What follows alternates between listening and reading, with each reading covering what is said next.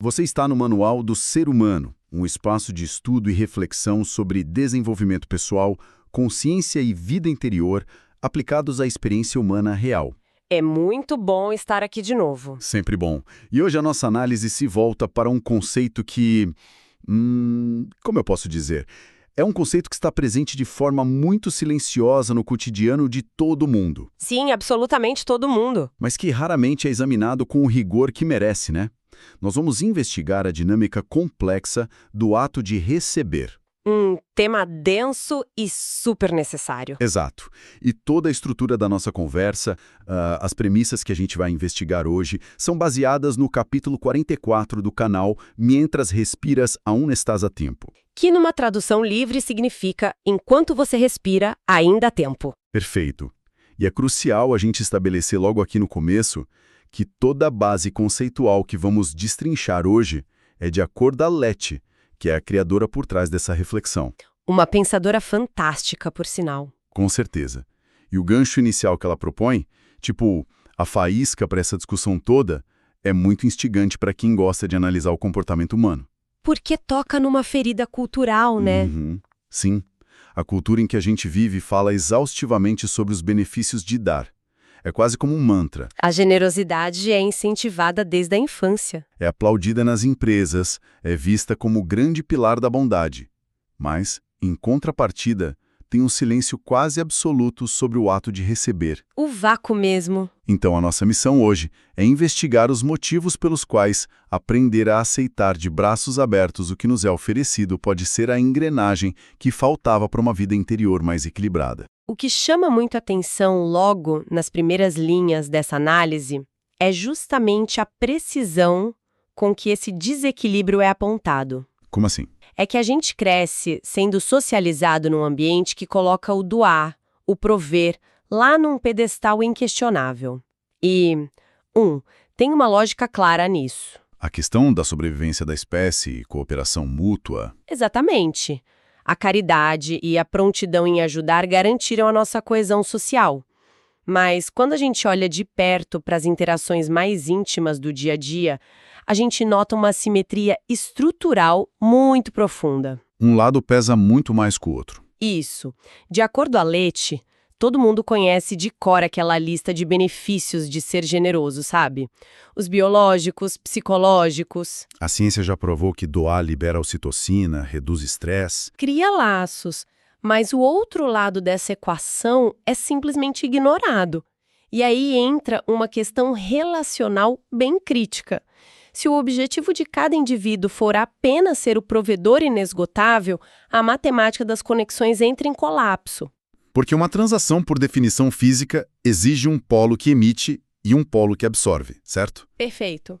Não tem como energia fluir se todo mundo só quer emitir. Essa é uma premissa muito lógica.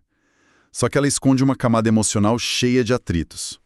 Porque focar apenas em oferecer ajuda é, no fundo, uma manobra clássica para manter o controle da situação. Ah, sem dúvida.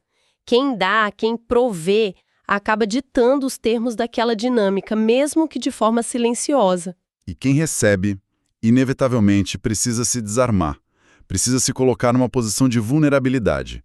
E eu acho que aqui entra um ponto crítico do material. O medo da vulnerabilidade. Exato. O silêncio sobre os benefícios de receber existe porque a gente foi ensinado a associar o ato de aceitar a uma falha de caráter. Ou a uma demonstração de fraqueza. Ou a criação de uma dívida. Nossa, muito comum. A famosa contabilidade mental nas relações. Essa expressão é perfeita, contabilidade mental. Onde cada favor que a gente aceita é registrado mentalmente como um saldo devedor. Um saldo que vai precisar ser quitado lá na frente, possivelmente com juros emocionais pesados. E essa descrição atinge o cerne exato do problema. A sociedade moderna transformou o que deveria ser um fluxo natural de energia num balanço patrimonial rigoroso. Fica tudo muito transacional, né? Tudo. O ato de receber foi destituído da inocência dele. Ele raramente é visto só como uma troca orgânica. Acaba sendo percebido como um contrato não verbal de obrigação. A gente desconfia de quem oferece muito. E o argumento construído aqui convida a gente a questionar isso com vigor. Porque a cultura celebra incondicionalmente a mão que entrega, mas olha com suspeita para a mão que aceita. Ou até com pena, às vezes. Sim, com pena. A fonte até usa uma analogia que ilustra bem o grau de disfunção dessa mentalidade. É a analogia do ciclo respiratório. Inspirar e expirar. Exato. Tentar operar na vida sendo exclusivamente a pessoa que doa é o equivalente fisiológico a tentar expirar o ar de forma contínua e desesperada. Recusando-se a inspirar. Isso. É uma ação que vai contra as leis da natureza, é insustentável. E o resultado, a longo prazo, é a exaustão total do sistema. E essa exaustão é uma realidade palpável para muita gente que acompanha sistemas de desenvolvimento pessoal. A exaustão que vem da recusa em ser cuidado. É um cansaço que vem da alma. O que nos leva a um dos conceitos mais cirúrgicos desse estudo. O material define um grupo populacional específico usando uma expressão em espanhol que é la generación del solito hasta puedo. Que em português a gente traduz de forma muito familiar. A geração do eu dou conta sozinho, ou eu dou conta sozinha. E eu imagino que, ao escutar isso, a identificação imediata vai causar um desconforto em quem está nos ouvindo agora. O desconforto é quase garantido. A descrição é dolorosamente precisa. De acordo a Lete, a análise dessa dinâmica é muito crítica para as pessoas que transformaram o eu dou conta sozinha num estilo de vida permanente. Num traço de identidade mesmo. Isso. Deixou de ser só um mecanismo para momentos de crise e virou o núcleo duro de quem a pessoa é. E o grande perigo é que esse comportamento é validado pela sociedade. Ele é mascarado de força inabalável. É o indivíduo que repete que não precisa de nada, é aplaudido pelo sistema. Ele é o pilar no ambiente de trabalho. O colega que absorve todas as demandas. Ele é a rocha emocional da família no meio do caos. O amigo que está sempre com os ouvidos abertos, mas que misteriosamente nunca tem um problema próprio para partilhar. Exatamente esse perfil. A análise propõe desconstruir essa aparente virtude, porque o que parece uma armadura heróica, na verdade, atua como um isolador massivo. Bloqueia qualquer conexão genuína e horizontal. Mas eu acho importante a gente introduzir um contraponto aqui. Uma fricção nessa análise, para não acabar demonizando algo que tem o seu valor, que é a independência. Sim, a autonomia é fundamental. O desenvolvimento dessa autonomia, saber lidar com as próprias finanças, ter resiliência emocional para não desmoronar no primeiro obstáculo, não usar as outras pessoas como muletas. Isso é amplamente considerado o auge da maturidade adulta. Então, em que ponto exato essa independência cruza a linha invisível e se transforma nesse bloqueio tóxico? Como a gente diferencia uma pessoa com limites saudáveis daquela que usa a independência como um bunker de isolamento crônico? É uma distinção vital. A diferença não está na capacidade de resolver problemas, mas na rigidez do comportamento. Na falta de flexibilidade. Exato. Autonomia emocional saudável significa ter as ferramentas internas para lidar com as adversidades, mas mantendo a porta destrancada para aceitar apoio externo quando ele surge. Ou quando a carga fica pesada demais. Isso. O limite é ultrapassado quando a recusa se torna um padrão cego, um reflexo automático. O eu dou conta sozinho deixa de ser uma escolha estratégica e vira um reflexo condicionado pelo medo. Medo de ser percebido como um peso ou pavor de perder o controle. Quando a pessoa rejeita sistematicamente qualquer forma de auxílio, desde não aceitar que um colega traga um café, até desviar de um abraço consolador num luto profundo. Sempre com aquele argumento do não precisa, eu estou bem. Essa pessoa corta o cordão umbilical das relações. A força aparente já se deteriorou num encapsulamento severo.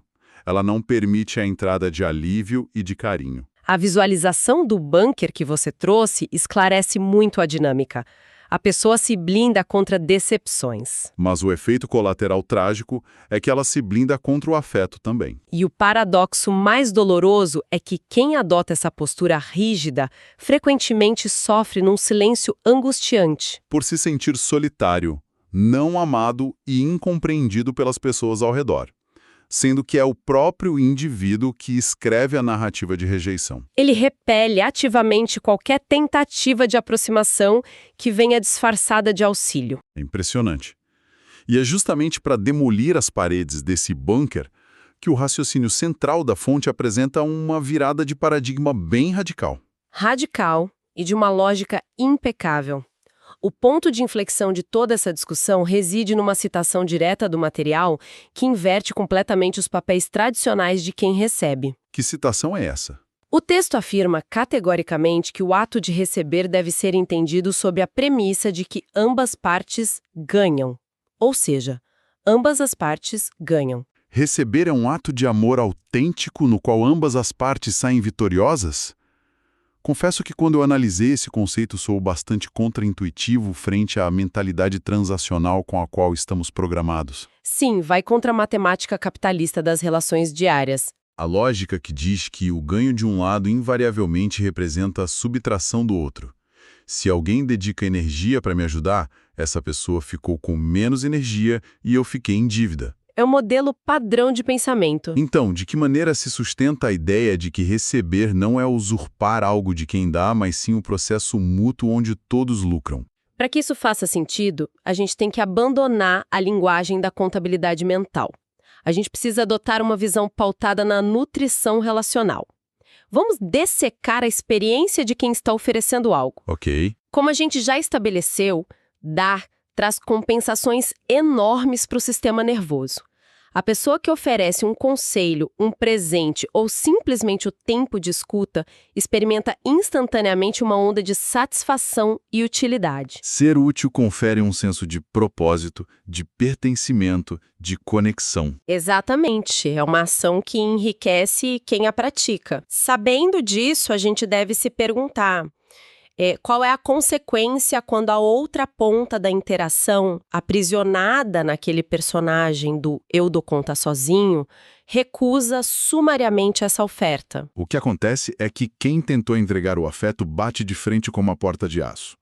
É uma forma de rejeição ativa. Por mais que venha envelopada em sorrisos e educação polida. Com aquelas frases clássicas de não quero incomodar ou não perca seu tempo comigo. Precisamente, ao impor essa rejeição, a pessoa barra imediatamente a oportunidade da outra vivenciar aquele bem-estar. Ela confisca do outro o direito de exercer a própria generosidade, de sentir as recompensas emocionais dessa ação. Portanto, a grande mudança de perspectiva, de acordo a Leite, é compreender que permitir-se receber não é se transformar num fardo inconveniente. Pelo contrário, ao acolher a oferta com abertura, o indivíduo está validando o desejo genuíno do outro de criar uma ponte. Está cedendo o espaço necessário para que o outro sinta a alegria indescritível de ser provedor, de ser útil e de amar na prática. É um ato que alimenta quem dá. Isso muda totalmente o peso da ação.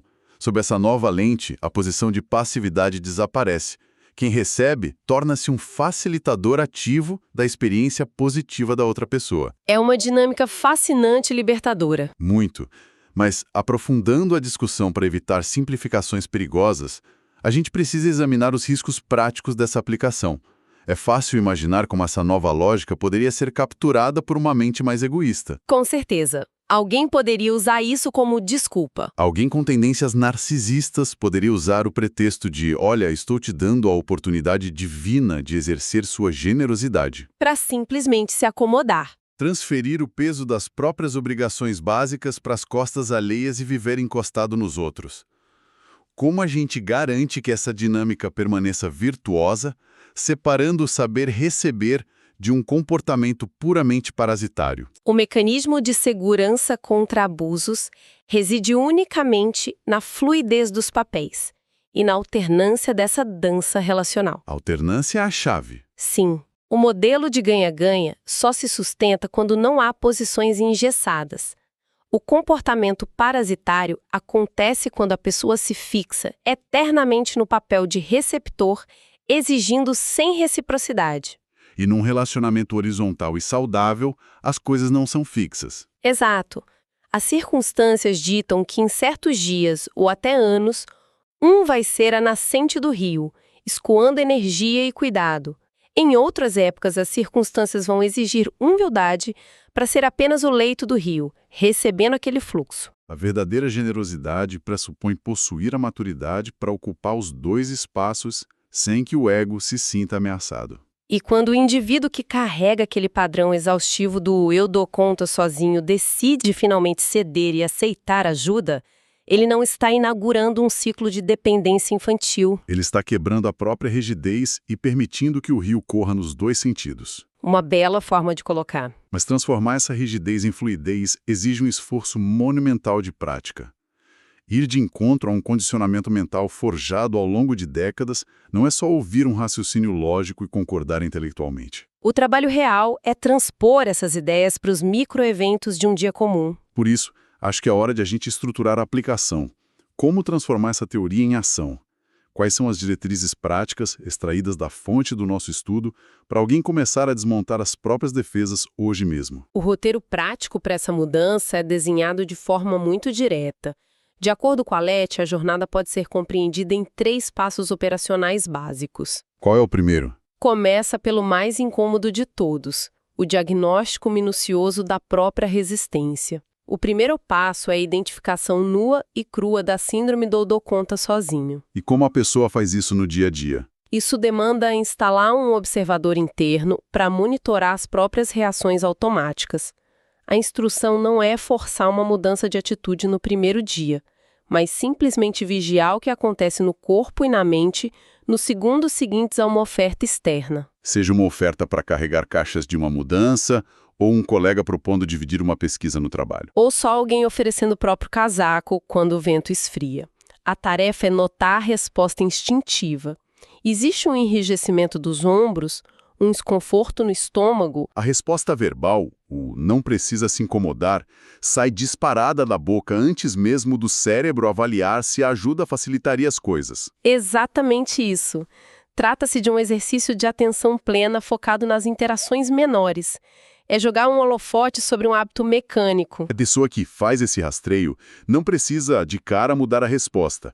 Ela pode continuar recusando temporariamente, mas agora com a constatação consciente. Ela percebe, poxa, eu recusei por puro reflexo, não por eficiência. E esse reconhecimento quebra a ilusão de que a recusa é sempre uma escolha racional. E depois desse diagnóstico, qual é a próxima etapa? Essa constatação abre espaço para o segundo passo, que foca na reconstrução cognitiva. O objetivo passa a ser mudar a perspectiva sobre o receber. Declarar a falência daquela contabilidade mental relacional. Exatamente.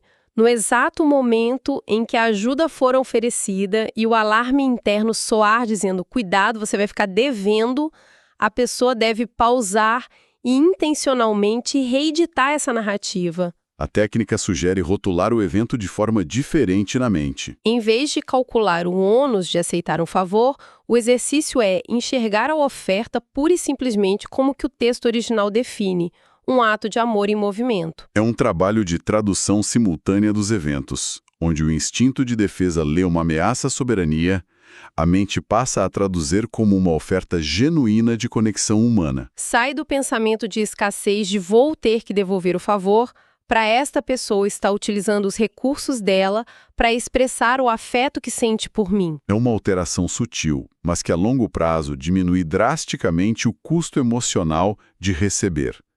E isso nos leva à etapa final, certo? Correto. A redução desse custo pavimenta o caminho para a mudança de comportamento no mundo físico. O terceiro passo é criar o ganha-ganha de maneira intencional e corajosa. Engolir o não obrigado e substituí-lo deliberadamente pela aceitação. E a recomendação de ouro aqui é iniciar esse treino em ambientes de baixíssimo risco emocional e prático.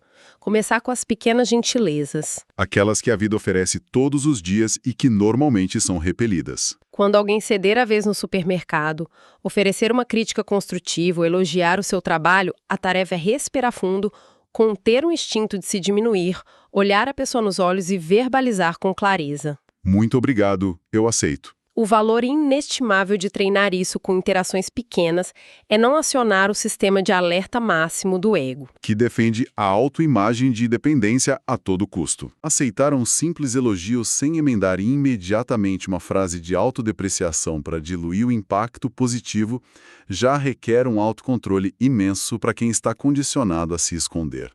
E ao forçar essa atitude receptiva de forma contínua, o indivíduo começa a acumular evidências empíricas de que o mundo não desmorona quando ele demonstra vulnerabilidade. De que a dignidade dele permanece intacta e, acima de tudo, ele testemunha que a interação humana se torna infinitamente mais leve, nutritiva e autêntica. Esse acúmulo de evidências retroalimenta um novo comportamento. De acordo a Leite, é por meio da repetição dessa aceitação graciosa que o ser humano reaprende o caminho de volta e desfaz o próprio isolamento. Ao baixar as armas da falsa fortaleza e acolher a colaboração, o indivíduo descansa os ombros de um peso irreal e cumpre uma função social belíssima. Ele devolve aos amigos, aos familiares e colegas de trabalho a alegria pura de se sentirem amados e úteis na vida de alguém importante. É uma jornada fantástica de desconstrução. Desmonta crenças profundamente cristalizadas sobre o que significa ser forte no mundo contemporâneo. Para quem acompanha os nossos conteúdos com a intenção de expandir horizontes e deseja explorar a fundo a genialidade desse trabalho, existe um repositório vasto à disposição. Com certeza, vale muito a pena ir direto na fonte. Toda a estrutura e o pensamento vieram do canal Mientras Respiras Aún Estás a Tiempo. Quem quiser procurar e consumir mais desse conteúdo original, pode encontrar a criadora através do perfil @conamor.lete nas redes sociais. Ou acessando o site comamorlete.com. Posso garantir que é um investimento de tempo inestimável para a própria mente. É um convite aberto para a realização de uma auditoria honesta nas próprias atitudes diárias. E seguindo a tradição do que fazemos aqui, o objetivo nunca é encerrar o tema com dogmas inquestionáveis, mas garantir que as reflexões permaneçam ecoando na rotina de quem as ouve. Exatamente. A ideia é deixar a porta aberta, sem pontos finais. Sendo assim, o encerramento conceptual fica por sua conta, para deixarmos aquele questionamento persistente de sempre. O que deixamos, então, é esta semente de questionamento baseada em tudo o que desdobramos. Se compreendemos racionalmente que receber não é gerar uma dívida, mas sim participar de um ciclo vital de validação e nutrição mútua, o que exatamente estamos causando na estrutura dos nossos relacionamentos mais valiosos quando passamos décadas inteiras aferrolhados por dentro, repetindo como uma máquina a frase "eu dou conta sozinho"? Se continuarmos a não dar permissão para sermos cuidados, a pergunta mais urgente que fica flutuando é quem estamos impedindo cruelmente de nos amar em plenitude apenas por nossa inabilidade de abrir as mãos e receber? Se esse conteúdo te ajudou a pensar melhor sobre si mesmo ou sobre a vida, inscreva-se no canal, curta o vídeo e compartilhe com quem também está interessado em aprender a ser humano com mais consciência. Até o próximo estudo.